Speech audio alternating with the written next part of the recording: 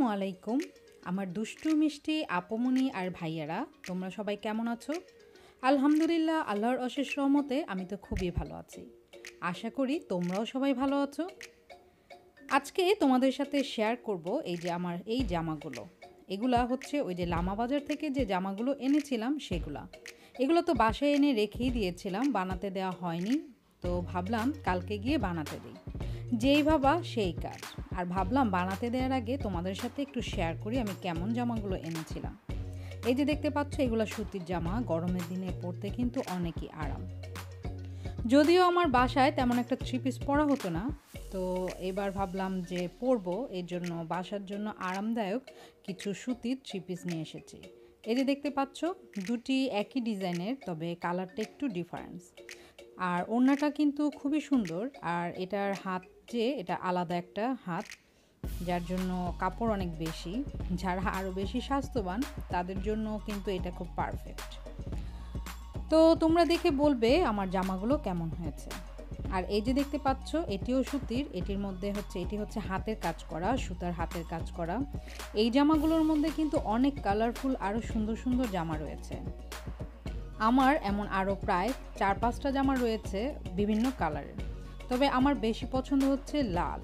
লালের মধ্যে লাল কাজ করা জামাটি খুবই সুন্দর।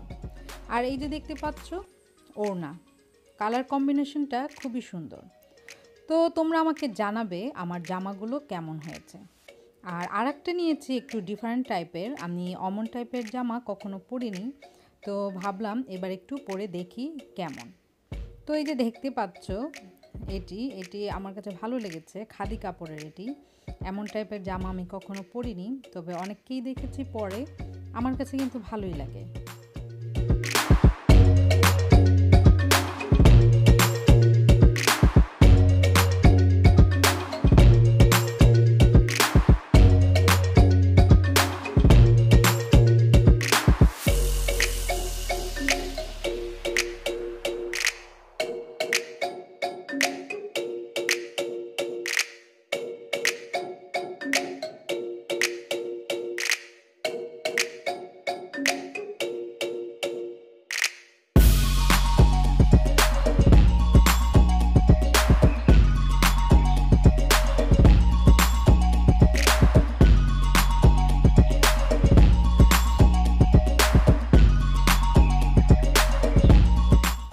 আমি আসলে কখনো এভাবে জামা কাপড় তোমাদের সাথে শেয়ার করিনি, জানি না কেমন হয়েছে আমার ভিডিওটি।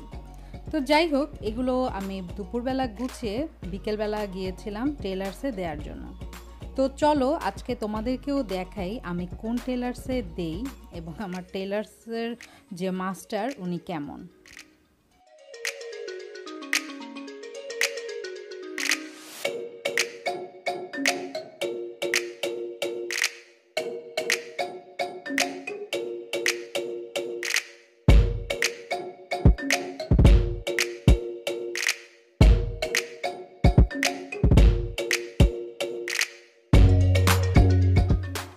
চলে এসেছি আমি আমার টেলার্সের এইখানে।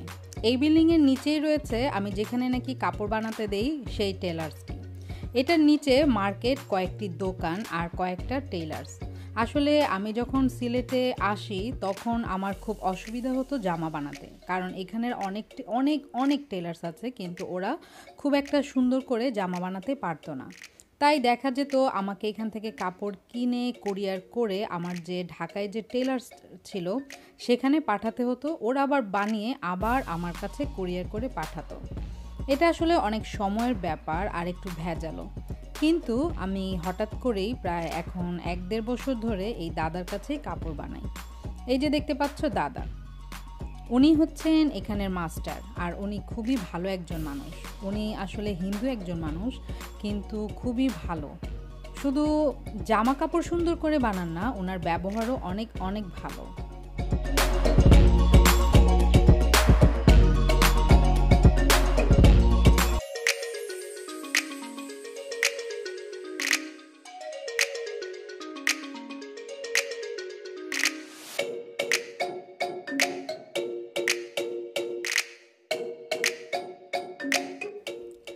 ওনার কাছে কাছে এমন অনেকেই আছে যারা নাকি বাইরে থাকে, যাদের আত্মীয়স্বজন তারা অনেকেই এখানেই জামা কাপড় বানিয়ে তাদের রিলেটিভদের ওখানে পাঠিয়ে দেয়। আসলে ওনাকে যে কোনো ডিজাইন দিলেই উনি সেম টু সেম করে বানিয়ে দিতে পারেন, যার জন্য আমার কাছেও খুব ভালো লাগে। আর সবচেয়ে আরেকটা জিনিস মজার হচ্ছে, এখানে কিন্তু মজুরি একদমই রিজনেবল। কারণ ঢাকায় যখন নাকি আমি জামা বানাতাম তখন দেখা যেত একটা ড্রেসের মজুরি প্রায় ১৬০০, ১০০০, ১২০০ এমন মজুরি নিত, কিন্তু দাদার কাছে একদম রিজনেবল। আর দাদা আমাকে অনেকই মায়া করে, যত কাজের ব্যস্ততাই থাক না কেন আমি যদি কোনো জামা আর্জেন্ট বানাতে দিই উনি সেটা সাথে সাথেই বানিয়ে দিবেন, কখনো ওনার মুখে না শুনিনি।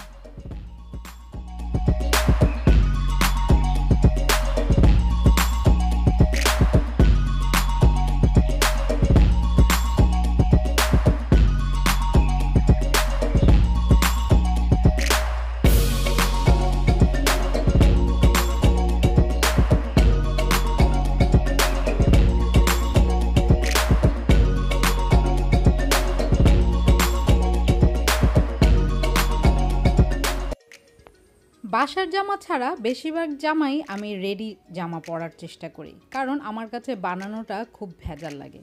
আসলে আমি অনেক ধরনের ডিজাইন বেশি গর্জেস এগুলো ড্রেস আসলে আমার পরতে খুব একটা ভালো লাগে না।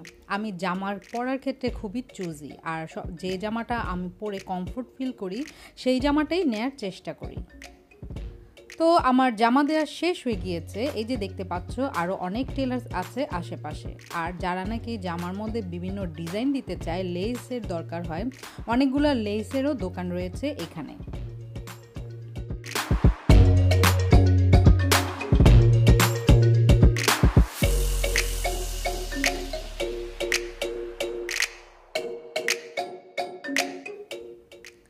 আমার উনি আর আমার ছেলে, ওরা ছিল গাড়িতে বসা। আমার ছেলে কি আর স্থির হয়ে বসে থাকবে?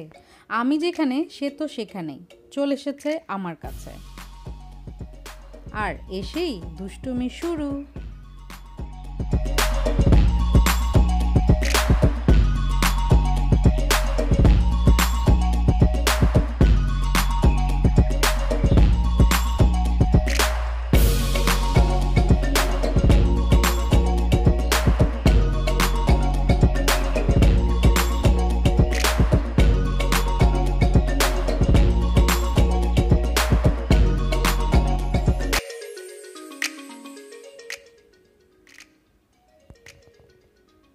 সিলেটের রাস্তা খুবই পরিষ্কার পরিচ্ছন্ন রাস্তা, দেখতে আর চলতে খুবই ভালোই লাগে, তাই ভাবলাম রাস্তাটাও তোমাদেরকে একটু দেখিয়ে নিই।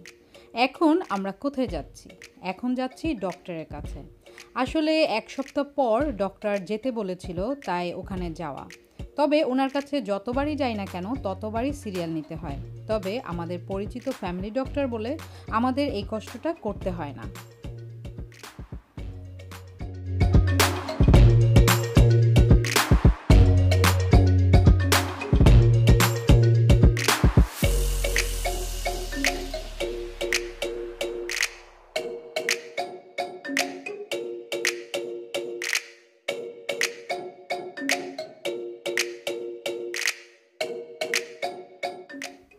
সব সময়ের মতো আজও তোমাদেরকে মনে করিয়ে দিচ্ছি, তোমরা যারা নাকি আমার ভিডিওটি প্রথম এবং নতুন দেখছো তারা অবশ্যই আমার চ্যানেলটি সাবস্ক্রাইব করে বেল আইকনটি ক্লিক করে নেবে, যেন আমি ভিডিও আপলোড করার সাথে সাথেই তোমরা তা পেয়ে যাও।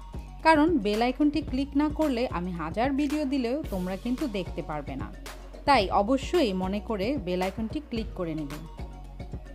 আর আমার ভিডিওটি যদি তোমাদের কাছে ভালো লেগে থাকে তাহলে অবশ্যই ফ্যামিলি এবং ফ্রেন্ডদের সাথে শেয়ার করতে ভুলবে না যেন। আর যারা নাকি তোমরা আমার পাশে সব সময় আছো, লাইক দিচ্ছ, কমেন্টস করছো, আমার অনেক আপুমনি আর ভাইয়ারা, তাদের জন্য তো আমার অন্তরের অন্তঃস্থল থেকে অনেক অনেক ভালোবাসা এবং অনেক অনেক দোয়া।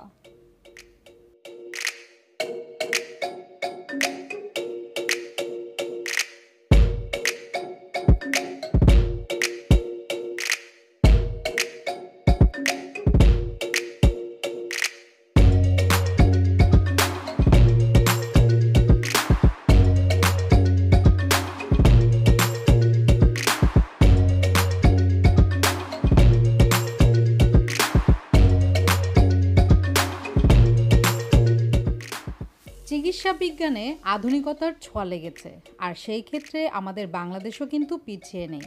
আমাদের বাংলাদেশও কিন্তু অনেক আধুনিক চিকিৎসা রয়েছে, তবে আমাদের বাংলাদেশের মেন সমস্যা হচ্ছে ওরা রোগ ধরতে পারে না। এটাই হচ্ছে প্রথম এবং প্রধান সমস্যা। তো যেহেতু আধুনিকতার ছোঁয়া আমাদের বাংলাদেশেও আছে, তেমনি অ্যাপেন্ডিসাইডের ক্ষেত্রে এখন আর অপারেশন করে এই সমস্যার সমাধান করতে হয় না, অপারেশন ছাড়াও করা যায়। ওই জন্যই আসলে আমার মেন ডক্টরের কাছে যাওয়া, কারণ আমি চাইছিলাম না অপারেশন করতে, কারণ আমার খুবই ভয় লাগছিল। ডক্টরের কাছে গিয়ে জানতে পারলাম পেট কাটা ছাড়া, অপারেশন ছাড়াও ল্যাপারোস্কোপিক সার্জারির মাধ্যমে অ্যাপেন্ডিসাইডের যে সমস্যাটা রয়েছে সেটি সমাধান করা যায়। ল্যাপারোস্কোপিক সার্জারি হচ্ছে পেটের ভিতরে ক্যামেরা ঢুকিয়ে, সামান্য একটু ছিদ্র করে ক্যামেরা ঢুকিয়ে যে সার্জারিটা করা হয় সেটাকেই বলা হয় ল্যাপারোস্কোপিক সার্জারি। এটি শুধু অ্যাপেন্ডিসাইটিসের ক্ষেত্রেই না, যাদের নাকি পিত্তথলিতে বিভিন্ন ধরনের পাথর হয়, সেই পাথর অপারেশন, আরও কিছু অপারেশন এভাবেই এই সার্জারির মাধ্যমে করা হয়। তবে এই সার্জারিটি যেহেতু বিভিন্ন ধরনের আধুনিক মেশিনারি দিয়ে করা হয়, এটার কস্টটা একটু বেশি। তবে কস্ট বেশি হলেও কষ্ট একদম কম, কারণ এটা একদম পেট কাটা ছাড়াই সুন্দর মতো করে করা যায়। আর ল্যাপারোস্কোপির আরেকটি সুবিধা রয়েছে, এই ল্যাপারোস্কোপি সার্জারি করলে রোগীকে বেশি দিন হাসপাতালে থাকতে হয় না, 2-1 দিন পরেই রোগী বাসায় চলে যেতে পারে, যার জন্য সময়টাও আমাদের অনেকটাই বেঁচে যায় এবং কষ্টটাও অনেকটা কমে যায়। বাংলাদেশে 1991 সাল থেকে এই ল্যাপারোস্কোপি সার্জারিটার প্রচলন হলেও এটি বিস্তার লাভ করে 2000 সাল থেকে। এখন ল্যাপারোস্কোপিক সার্জারিটা বাংলাদেশে অ্যাভেলেবল, আর খুব ভালো উন্নত মানের চিকিৎসাই এটি। সব ইনফরমেশন জেনে বাসায় এসে এখন সিদ্ধান্ত নেওয়ার পালা আমি কি করব। আসলে আলহামদুলিল্লাহ এখন আমি অনেকটাই সুস্থ, যার জন্য এখন আমি এগুলা ভাবা একদম ছেড়ে দিয়ে বিন্দাস রয়েছি। যাই হোক, এই যে দেখতে পাচ্ছ এখানে যারা আছে, এখানে বেশিরভাগই রোগী, অনেক রোগী। আসলে এখানে অনেক স্পেশালিস্ট রয়েছে যার জন্য রোগী। আর আমি এখানে যখন নাকি ভিডিও করছিলাম তখন আমার খুব হাসি পাচ্ছিল। হাসি পাওয়ার কারণ হচ্ছে সবাই খুব সুন্দর মতো করে একটু স্টাইল করে বসেছে, একটু ঠিকঠাক হয়ে বসেছে, জানি না ওরা আমাকে কি ভেবেছে। আর এই যে দেখতে পাচ্ছ আমার ছেলে, ও তো যেখানেই যাবে ওর মতো করেই চলাফেরা করবে, কোনো ভয় ভীতি ওর মধ্যে একদমই নেই। তবে বাচ্চাদের এভাবে লিফটের সামনে একা একদমই ছাড়া ঠিক না, কারণ এভাবে অনেক দুর্ঘটনাই কিন্তু ঘটে গিয়েছে, যা আমরা জানি। তাই ওকেও সবসময় আমার চোখে চোখে রাখতে হয় কোথাও গেলে।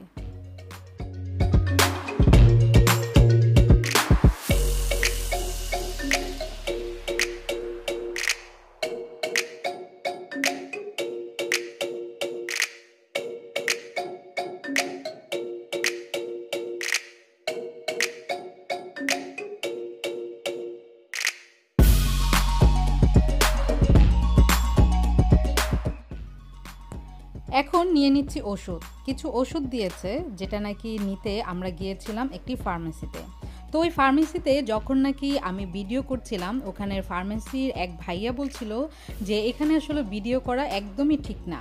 তো আমি কোনো আনসার দেওয়ার আগেই এই যে সামনে বসা যে ভাইয়াটি রয়েছে, সেই ভাইয়াটি আনসার দিয়েছে যে ওরা তো বাইরে চলে যাবে, তাই এগুলো ভিডিও করছে। আসলে উনিও জানেন আমি এমনি ভিডিও করছি। আসলে কিছু মানুষ আছে পৃথিবীতে এখনও অনেক ভালো, আর আমি যেখানেই যাই বেশিরভাগ ভালো মানুষের সন্ধানই পাই। তো যাই হোক, তোমাদের সাথে আজকে অনেক কিছু শেয়ার করলাম। এখন আমার যাওয়ার পালা। আর আমার ছেলেকে দেখো, তোমরা আমার ছেলের দুষ্টুমি দেখো, আর আমি তোমাদের কাছ থেকে বিদায় নিয়ে চলে যাচ্ছি। তো তোমরা সবাই ভালো থেকো, সুস্থ থেকো, সুন্দর থেকো, আমার জন্য বেশি দোয়া করো, আর আমিও তোমাদের জন্য অনেক দোয়া করব। আল্লাহ হাফেজ।